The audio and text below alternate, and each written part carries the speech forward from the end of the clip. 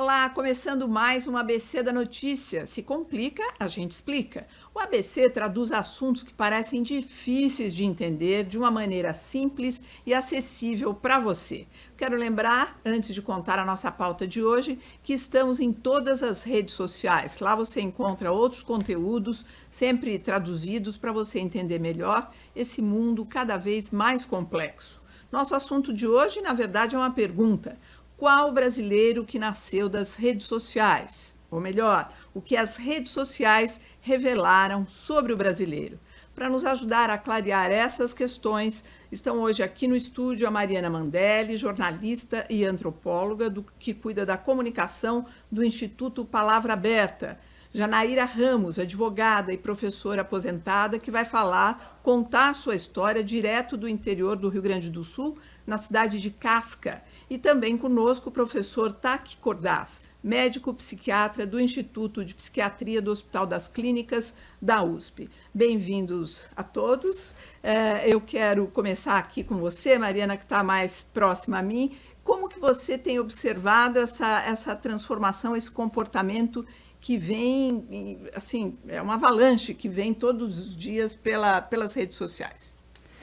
Primeiramente, obrigada pelo convite, é um prazer estar aqui. É sempre bom a gente discutir, né, tudo que afeta a nossa democracia, a nossa comunicação, as formas pelas quais a gente se relaciona hoje.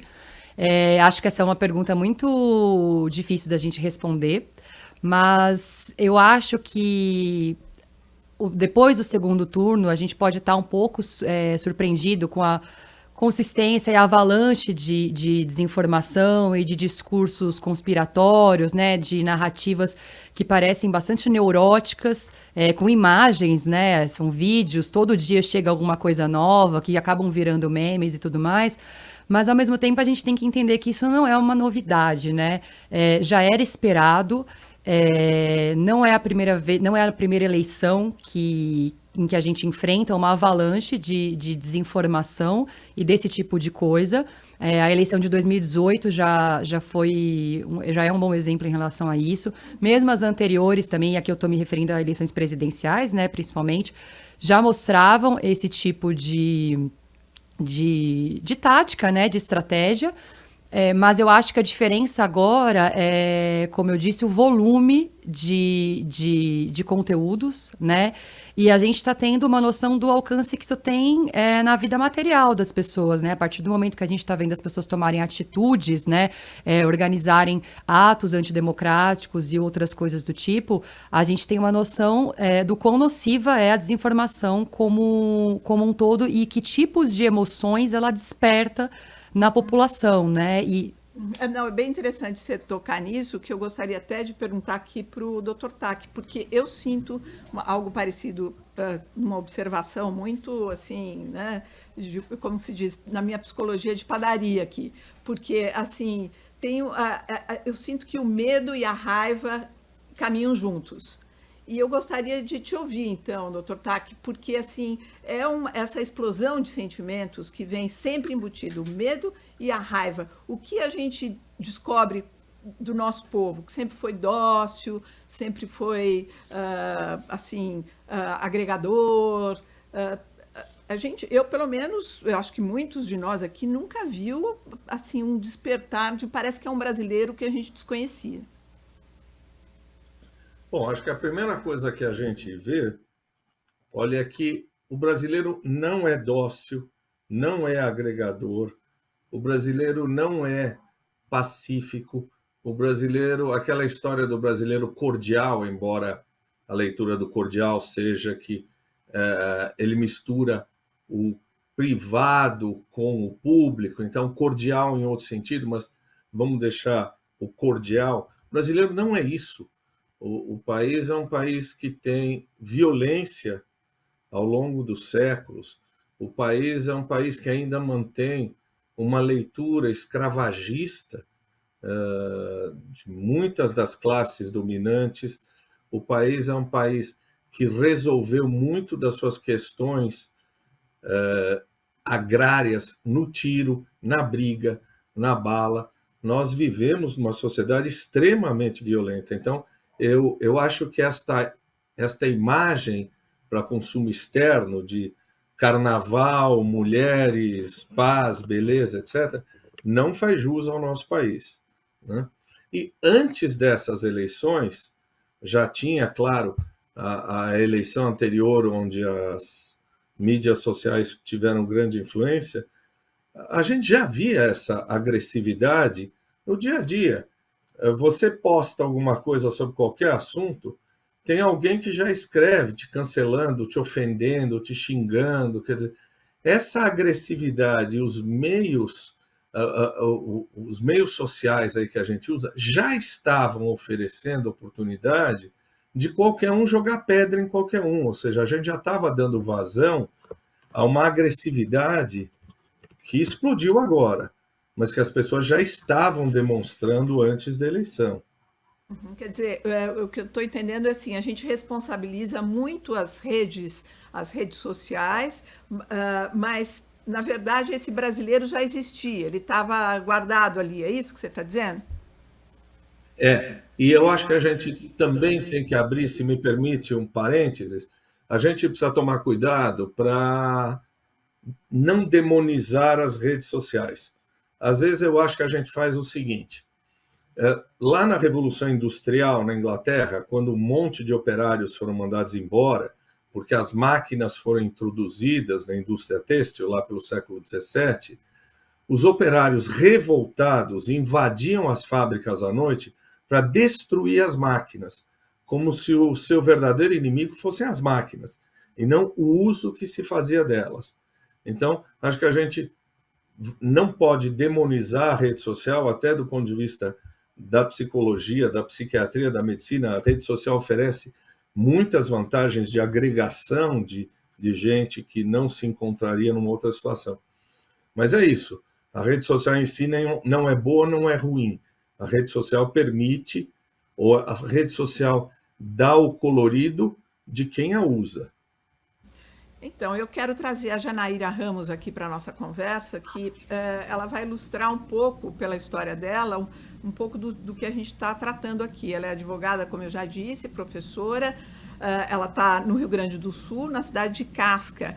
A experiência que a Janaíra teve logo após o resultado da eleição é uma experiência, eu acho que muito assustadora, que na verdade acabou pipocando em outras cidades do Brasil. Mas eu gostaria que ela contasse, assim que terminou a eleição, o que aconteceu. Bem-vinda, Janaíra. Eu gostaria que você tentasse resumir, né, para a gente não tomar muito tempo aqui, poder falar sobre outras coisas, inclusive sobre o caso de vocês aí. Mas o que aconteceu? Na hora que terminou a eleição, a cidade tem 9.000 habitantes, pelo que eu entendi, e aí teve uma parcela da população que sempre mostrou, nunca escondeu, teria votado no Lula. E tem uma grande parte que é seguidor e simpatizante do presidente atual, Jair Bolsonaro. O que aconteceu logo depois do resultado divulgado? Em Casca aconteceu o seguinte: aqui é meio que endêmico isso, sempre acontece. Tem partidos o MDB e o PP que tem muita força, e agora durante o pleito eleitoral foi criado o PL. E terminada a eleição, o pessoal do PT resolveu comemorar, que era lídimo, mesmo que sejam 27% dos eleitores e 72% de Bolsonaro, resolveram comemorar e foram agredidos na rua. Nós tivemos vários eventos de agressão, calúnia, difamação, violência, que redundaram agora em processos. No dia seguinte, chegando para trabalhar, nós nos deparamos com uma lista publicada num grupo chamado Casca Exposta. E essa lista trazia 19, 20 estabelecimentos em que não se deveria comprar ou procurar os profissionais ou comercializar. Em detrimento disso, eu tomei providência imediata, eu remeti o caso ao Ministério Público, pedindo providências, e em seguida começaram outras publicações, sugerindo que se identificasse os estabelecimentos com estrelas, que se comemorasse, se mostrasse que a gente tinha orgulho de ser petista, e com colocações do tipo: você que é patriota, compre apenas, gaste seu dinheiro com quem pensa como você. Absolutamente totalitário, assim, um absurdo. E Uma das pessoas dessa lista seguiu o Dr. Taki. No domingo ele entrou em contato comigo, nós combinamos, e eu fiz uma live com ele, sem muita noção também de qual era a abrangência dele. Mas assim, eu já estava farta da situação. Mesmo que eu vote em outro município, meu escritório sempre é atacado, porque minha posição é sempre a mesma. Eu sou uma pessoa que voto em partidos de esquerda, ou em deputados, ou candidatos de esquerda. Mas as demais pessoas, floriculturas, pequenos bares, microcomércio e alguns maiores, não tinham passado por essa situação e entraram assim em choque. Então eu resolvi expor a situação e aí em seguida meu escritório foi atacado, quebraram o interfone, nós temos filmado o elemento, remetemos o caso à polícia, eu e meu sócio, que vota Bolsonaro, inclusive, mas a polícia arquivou o expediente. Disse que era uma ação de dano e que nós tínhamos que providenciar se nós quiséssemos.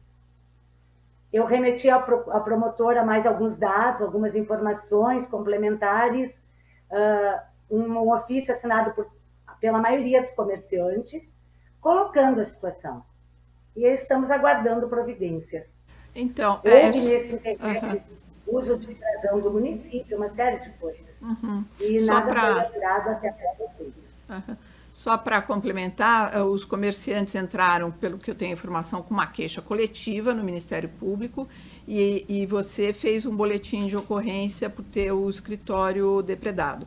O ABC da notícia pediu explicações até na prefeitura, tentou levantar aí outras versões das autoridades. O prefeito de Casta, lá no Rio Grande do Sul, que é o senhor Ari Domingos Calvila, nós fizemos contato com o André Besolin, que é o assessor de imprensa dele, que ficou de fazer essa ponte conosco e o prefeito. A nossa produção mandou uma mensagem, explicou que o programa é gravado, indicou o horário. Por enquanto, a gente não tem retorno, só para registrar, para dizer que como a gente tentou cercar esse assunto. Agora, Mariana, você disse que esse não é um caso isolado, que você acabou tendo informação que isso aconteceu também em outros lugares do Brasil. Esse tipo de prática, né, de exposição, né, no caso agora de eleitores, a gente viu acontecer também, por exemplo, se eu não estou enganada, numa universidade, que a professora disse que não queria dar aula para alunos petistas. A gente vê acontecer em outros ambientes sociais, né? A gente teve uma artista famosa também corroborando essa prática que aconteceu em Casca, falando que estabelecimentos deveriam ser marcados, né, de pessoas que votaram no Lula deveriam ser identificadas como tal, e a gente sabe que isso remete ao regime nazista, né? Isso foi uma prática, foi uma prática que ocorreu durante os estabelecimentos. Exatamente, com as estrelas, não só os estabelecimentos, como os próprios corpos das pessoas, primeiro com a estrela e depois, né, enfim. Por enquanto a gente está nos estabelecimentos. Exato. Né?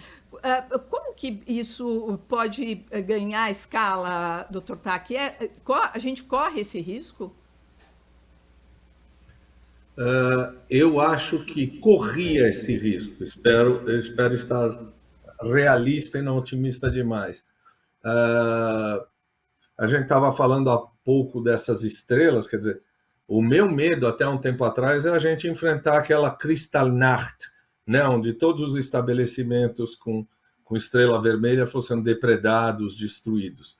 Mas a minha leitura é que as pessoas que estão fazendo isso, as pessoas que estão bloqueando estradas e fazendo barulho por aí, constituem um grupo muito heterogêneo. Eu acho que a gente tem um grupo muito heterogêneo, que é um grupo que votou em Bolsonaro por antipetismo, muitas vezes por falta de empatia, porque tem interesse econômico.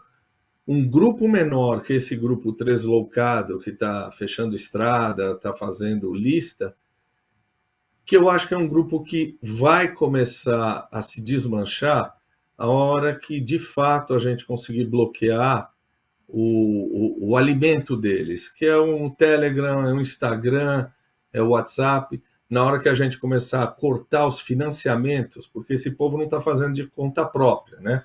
Banheiro químico, lanche, etc., tem alguém financiando. Então, a hora que cortar o financiamento, eu acho que esse povo murcha. A minha ideia, Paulo, é que tem 5 a 10% dessas pessoas que são bastante radicais e que encarnam isso que a Mariana falou do patriota. Eu acho que tem um núcleo muito duro aí que pode se tornar violento porque encarnou de vez a roupagem do patriota. Mas acho que a grande maioria dos bolsonaristas, esse balão deve murchar daqui a pouquinho. Eu quero até destacar aqui a fala da Janaíra, que ela fala que o sócio dela é o bolsonarista, votou no Bolsonaro e eles estão ali convivendo. Quer dizer, essa dificuldade de conviver com o diferente, quer dizer, você foi ficando, não sei se é isso, vocês me ajudem aqui, porque a gente está tentando desvendar esse sanatório geral aqui, mas assim, não sei se os algoritmos que foram fazendo as pessoas ficarem mais em ilhas, e aí elas ficam só com pessoas parecidas com elas, e por outro lado não cria uma tolerância maior de ouvir opiniões diferentes e tudo. Será que é por aí que as coisas foram cristalizando dessa maneira? É para mim? Pode ser. Nós estamos aqui livre conversa. Pode... Eu concordo muito com o que o Dr. Tak falou, porque é difícil a gente essencializar, né? É sempre um erro. Quando a gente fala que brasileiro é esse, né? A gente tem que pensar que brasileiros e brasileiras são esses que votaram no Bolsonaro e quem são aqueles que votaram no Lula, quem são aqueles que anularam o voto, mas enfim... Falando dessa parcela da população que votou, no caso do Bolsonaro, a gente sabe que é um grupo muito heterogêneo, as campanhas, inclusive, são feitas dessa maneira. Nos Estados Unidos se falava muito na campanha do Trump que não existia um perfil de eleitor do Trump, né? As campanhas nas redes sociais eram segmentadas de acordo com perfis de potenciais eleitores do Partido Republicano.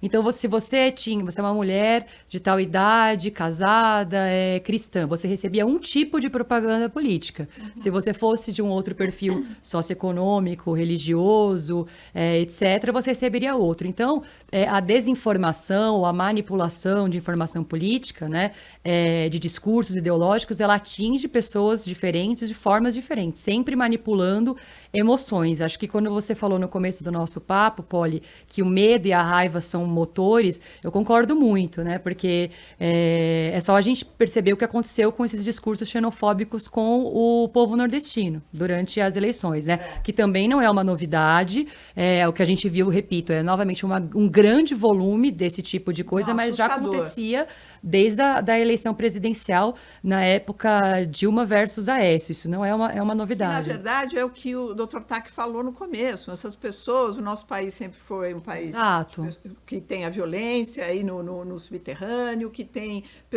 Foi o último país a abolir a escravidão. Então, quer dizer...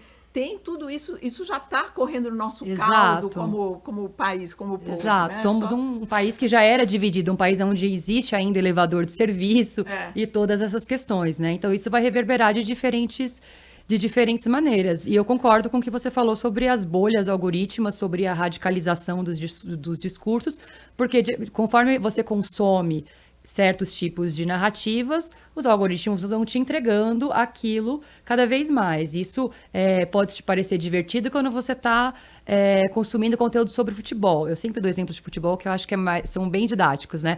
Mas quando a gente para pensar em discursos conspiratórios, antidemocráticos, anti-ciência, isso pode causar grandes problemas, como a gente viu na pandemia e está vendo agora. Dr. Tak, a gente dizia aqui no bloco anterior como as pessoas ficam destemidas quando estão em grupo para atacar, para calar aquele que eles não concordam, que tem uma opinião diferente. Isso é possível isso se arrefecer, isso acalmar, isso dar alguns passos atrás? O que a gente aprende como sociedade vivendo esse ponto agudo que nós estamos no momento? Eu sou muito cético em relação à ideia de que quem não aprende a história tende a repeti-la. Acho que a história não tem nenhum valor moral. A gente não aprende com a história, né? Os movimentos sociais vão se desenvolvendo e daqui a 4, daqui a 5, daqui a 6 anos isso pode se repetir. Vamos lembrar que o movimento integralista com Plínio Salgado já teve 1 milhão de votos. né, lá atrás. Passamos por uma ditadura militar duríssima. Era para a gente aprender que a democracia é o regime que salvaguarda todos os direitos. Então, eu não sei se a gente vai aprender alguma coisa desta maneira. Eu acho que a gente precisa rapidamente tentar uma mudança política e uma mudança educacional e cultural. Agora, pensando nessa história de direita, esquerda, para mim isso soa um pouco velho, um pouco ultrapassado, já que tem aí 2 séculos já desde que foi criada essa história de direita e esquerda. E eu acho, pelo menos, que a gente tem o que aprender, tem boas ideias para a nossa vida em sociedade, tanto que vem de um lado como de outro. O SUS está aí como exemplo. Mariana, como é que você vê isso? Você, como antropóloga, com esse movimento que a gente está dizendo aqui, esse caldo, ele está dizendo que pode se repetir. Você acredita nesse ciclo de repetição? Eu acredito que sim, porque a gente vê que esse não é um movimento apenas do Brasil, né? A gente vê isso lá fora, a gente está vendo isso agora na eleição na Itália, em outros países que passam por esses mesmos movimentos, né? Sei lá, o Brexit, por exemplo, é um outro exemplo de movimento que surge, discursos que a gente pensa, nossa, mas é 2020, 2021, 2022, a gente ainda está vendo esse tipo de coisa? Sim, a gente vai continuar vendo, porque essas coisas ganham uma nova roupagem, né? Os discursos de ódio, a desinformação, eles se vestem de maneiras diversas e se atualizam, né? A gente pode ver, por exemplo, isso foi até uma coisa que a gente escreveu para um artigo recente, do Palavra Aberta, sobre esses casos de apologia ao nazismo em escolas particulares, né, em vários lugares do Brasil, como aqui no interior de São Paulo, um caso numa escola em Valinhos, né, o que leva adolescentes, né, de 13, 14 anos, publicarem gifs e memes de Hitler num grupo e ofenderem colegas pretos, né. Se a gente não atualizar, e aí eu concordo com o que o Dr. Tak falou sobre uma mudança educacional, a gente confia muito nisso. Falta escola, né? Porque se alguém conhece o que foi exatamente o nazismo, não sai repetindo feito um bobo alegre. Mas eu acho que a gente também tem que pensar que tem várias pessoas altamente escolarizadas que disseminam esse tipo de discurso, sim, esse tipo de desinformação. Como dialogar com esses extremistas é um desafio. Talvez a gente não consiga. Por isso que eu acho que a gente pensar nas gerações que ainda estão na escola, mostrar o potencial de uma educação para a democracia, né, da importância de educação política, né, de educação midiática, porque as redes sociais e as mídias precisam ser usadas de uma forma responsável, porque como também o Dr. Tak disse, cair no discurso de demonizar essas ferramentas não vale a pena, elas têm um potencial incrível também, inclusive de conhecimento e de aprendizagem, mas a gente tende a repetir as coisas se a gente não fizer mudanças, né? E é um desafio, porque dialogar com esse brasileiro, como eu disse, é complicado porque são vários tipos de pessoas. A gente tem um componente religioso muito forte também, né?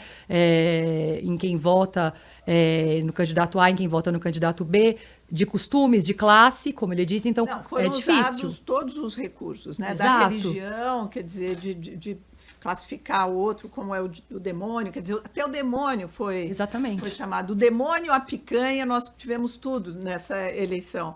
Agora, eu gostaria de saber do Dr. Tak se ele concorda com a Mariana, que ela está, pelo que eu entendi, é o seguinte, ela está apostando nas novas gerações. É como se os mais velhos não tivessem mais jeito. Como é que você vê isso, Dr. Tak? Olha, veja, nós estamos aí ouvindo cada vez mais situações onde alunos do Porto Seguro hostilizaram outros colegas que estão em Lula, alunos do Sul hostilizando meninos ou meninas porque são pretos ou porque são de esquerda ou votaram no Lula, eles nem sabem o que é esquerda, votar no Lula. Você vai conseguir oferecer uma educação para este povo? Quem são os pais deles? Essas pessoas, essas crianças, esses meninos, meninas estão fazendo isso, eles aprendem em casa. Eles aprendem em casa o preconceito. Eles aprendem em casa a falsidade. Eles não sabem o que é falso, eles repetem, da meritocracia. Eles aprendem em casa os preconceitos contra LGBT+, contra pretos, contra... Eu acho que é muito difícil você oferecer educação quando você tem alguns valores sendo repetidos dentro da sua própria casa. Ou seja, esses meninos estão fazendo isso daí, não estão fazendo da cabeça deles. Estão fazendo porque aprenderam isso em casa, né? Mas eu acho que é a única saída. Quer dizer, você vai acabar tentando fazer isso, vai acabar aumentando o nível cultural, educacional, e sempre algumas figuras mais podres vão continuar existindo. Mas vamos lembrar que essas crianças também aprendem esse comportamento horroroso, repreensível, dentro das próprias casas. Mas aí tem aquela história, quando a escola tenta fazer diferente, aí entra o conflito entre professor e famílias, né? Escola e famílias. É uma equação difícil. É uma equação complicada porque a gente está no momento em que alguns discursos, algumas palavras foram capturadas, né, por um discurso político. Então, se falar em fake news, parece que você está falando de um lado. Se você fala de vacina, você já tem uma determinada posição política. Então, os professores podem ser acusados, né, de doutrinação ideológica. A gente já viu isso, não é nem recente, é dos últimos anos. Mas eu também acredito que se não for na escola, não vai ser em lugar nenhum, porque é o único espaço de socialização ali dessas novas gerações em que a gente pode colocar o diverso e o diferente ali em convivência. Porque se em casa, no clube, em espaços de entretenimento, nas igrejas e em outros lugares são disseminados certos tipos de narrativas, é na escola que a gente vai ter como combater isso. E aí é um grande desafio, porque a gente precisa de políticas públicas que formem esses professores, as equipes pedagógicas, e também que sustentem isso, que defendam, né, os professores desse tipo de acusação familiar. E aqui só fazendo um parênteses, eu não acho que as pessoas mais velhas não têm jeito. A gente até tem um programa no Palavra Aberta, que é o Educamídia 60+, que é voltado para a educação midiática das pessoas acima de 60 anos. Mas como as pessoas já deixaram, né, o sistema de ensino, é muito mais difícil da gente chegar nelas, porque elas já têm mais opiniões, têm bagagem de vida, têm discursos ali encrudecidos já, né?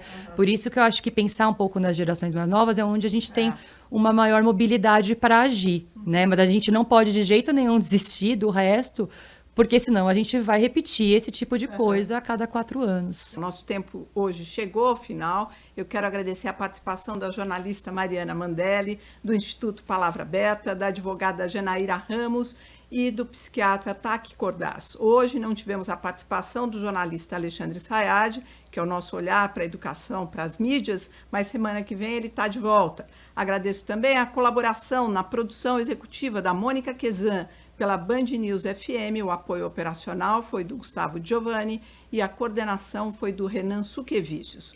Lembro que esse programa tem o apoio da Unesco Mil Alliance. Eu sou Maria Cristina Poli e este foi o ABC da Notícia, que você encontra em todas as redes sociais e nos ouve também pelo Spotify. Tchau, até semana que vem.